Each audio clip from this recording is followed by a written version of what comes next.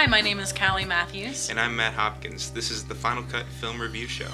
And we're going to be reviewing some movies that just came out this summer. You could call it a summer wrap-up. So why don't we get started? Let's just dive right into The Avengers, which had a great cast. It was perfectly handled by Joss Whedon, Definitely. who is very well known with Buffy the Vampire Slayer. Firefly, Angel. Just so good. Tons of things. Well, he's bringing back the joy of a superhero movie. Definitely. I felt so elated during this movie. It was like when I was a kid and I read my first comic book, you know.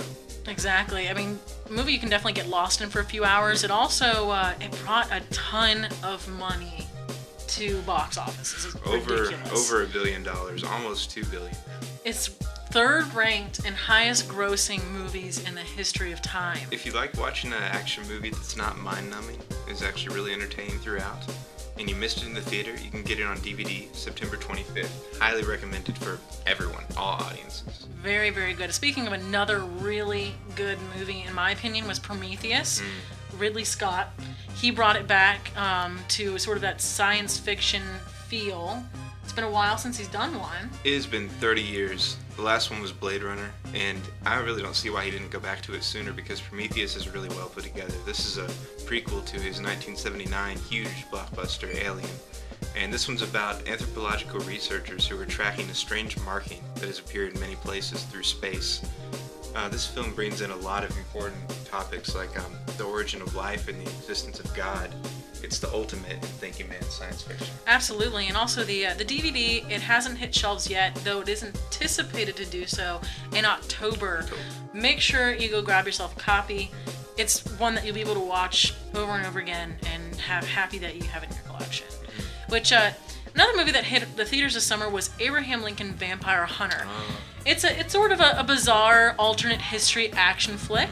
It wasn't well received by many, but it does, focus on some more flashy visuals and sort of glossed over some of the better parts of the book, unfortunately. But Yeah. I have heard that the book was very, very good. Yeah, I do recommend reading the book, but I would only recommend seeing the movie if you like movies like that.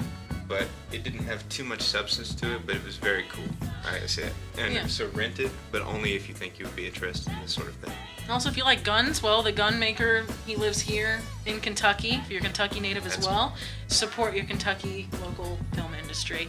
And Ted, well, this one was actually pretty well received. Yeah, we love this one. Seth MacFarlane, if you're familiar with Family Guy, that's the guy who did this one, and it's it's like Stewie brought to life. Yeah, you pretty much know the kind of comedy that's going to be in this if you've seen that show. It's the awkward middle-life situation of a boy and his best friend who is a teddy bear he wished to life when he was younger. Got Mark Wahlberg in this one, and it seemed really crude and lowbrow in previews, but it turns out it's actually very heartwarming and engaging.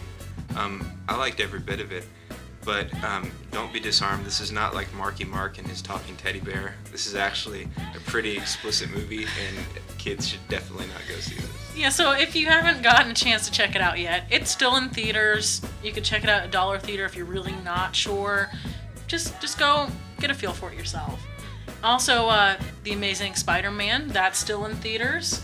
It's the reboot of Sony's Spider-Man series. Which actually, the last installment of that was not too long ago, I think 2007. Yeah, and Sam Raimi had done the third one of the Spider-Man series for that. And this one, though, it's a worthy successor. Definitely. Andrew Garfield, he did a great job as playing Peter Parker. And, Gwen Stacy, his romantic interest, done by one of my favorites, Emma Stone. Emma Stone is great, and she does a great job in this, and just those two people put together, they made it a really, really nice touch. And the movie, I think, in just my opinion, it's sort of more dark in a sense, and it seems a little more grounded too. Oh, definitely. It's more realistic and a lot darker than the other films. But the DVD actually won't be out till November, so you've got to catch it while it's in theaters. This is the kind of movie you got to see on the big screen. Absolutely. I'm going to be sort of sad when it leaves big screen theaters. But Brave, this is actually one of our few animated movies we had come out this summer that was more of a big movie blockbuster. Yeah, Brave is Pixar's next movie, and it's sort of a throwback to the old Disney fairy tale with the little twists. This one being the princess is actually the heroine this time. She's not just a damsel waiting around to be rescued. But it's possible that she's a little too adventurous for her own good, as you'll see as the movie proceeds. And Brave was actually created by an entirely new production setup. Pixar went back and revamped their setup for the first time in 25 years. I love how it takes all the elements of the old Disney fairy tales and brings them to like the new 3D digital animation age. And also, those are just sort of the movies we're going to review for now, but there are a lot more reviews on our website. That is finalcutreviews.wordpress.com. And we're going to have all kinds of additional content on that site. Well, once again, I'm Callie Matthews. And I'm Matt Hopkins. Thanks for watching The Final Cut.